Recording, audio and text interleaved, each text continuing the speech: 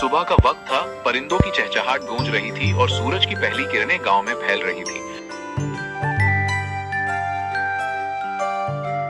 आलिया और उसकी छोटी बहन ऐमन एक गांव में रहते थे। आलिया रोज सुबह सवेरे उठकर घर के काम करती, फिर काम के लिए निकल पड़ी। ऐमन दरवाजे पर खड़ी होकर उसे खुदा हाफिज कहती और हाथ हिलाकर रुखसत करती थी और गांव के एक बड़े घर में जाकर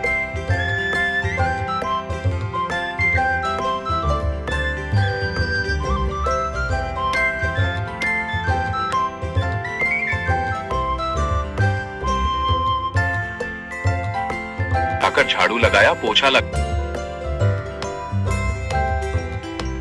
और फिर बर्तन धोने का काम किया।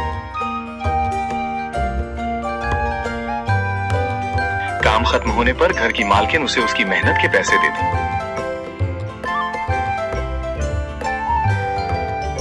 पैसे मिलने के बाद आलिया वहां से निकलकर आती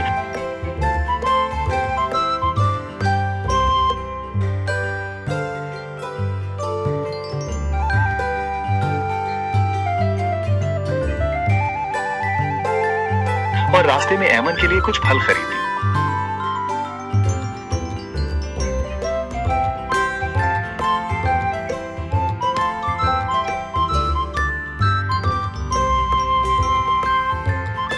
घर के दरवाजे पर ऐमन उसकी मुंतजिर थी और भागकर उससे गले मिल गई।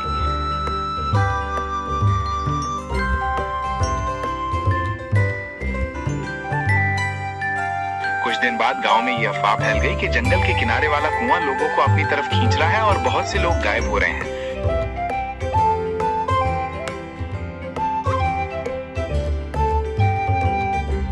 जंगल के किनारे वाला कुआं लोगों को अपनी तरफ खींच रहा है और बहुत से लोग गायब हो रहे हैं।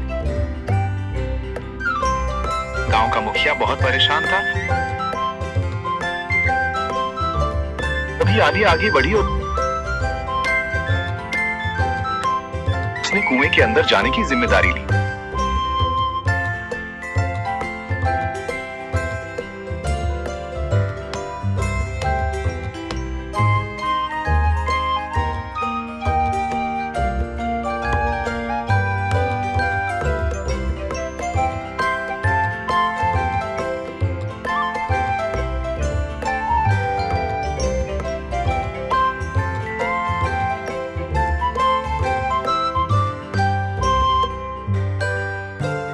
आलिया कुएं के अंदर उतरी तो वहां जमीन के नीचे एक अजीब दुनिया थी।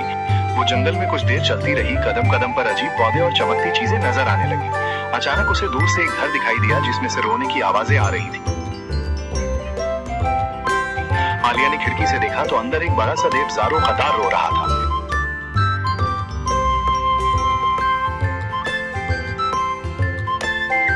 देव ने रोते हुए कहा कि वो इंसानों को दोस्त बनाना चाहता है, लेकिन उसकी मौजूदगी से डरकर लोग मर जाते हैं।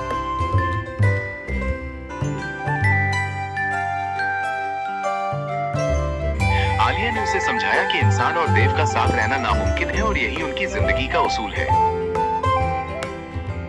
फिर वहां देव का सरदार और दूसरे देव भी आ गए और उन्होंने आलिया को अपनी बहन कहा।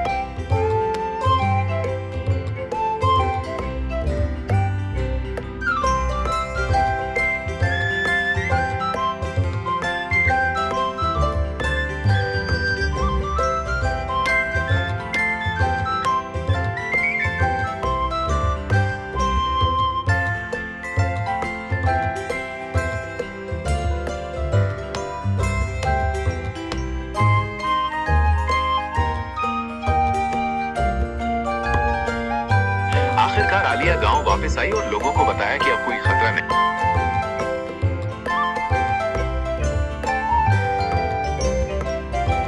है और वो अपनी बहन के पास चली गई, जहां दोनों खुशी खुशी रहने लगे।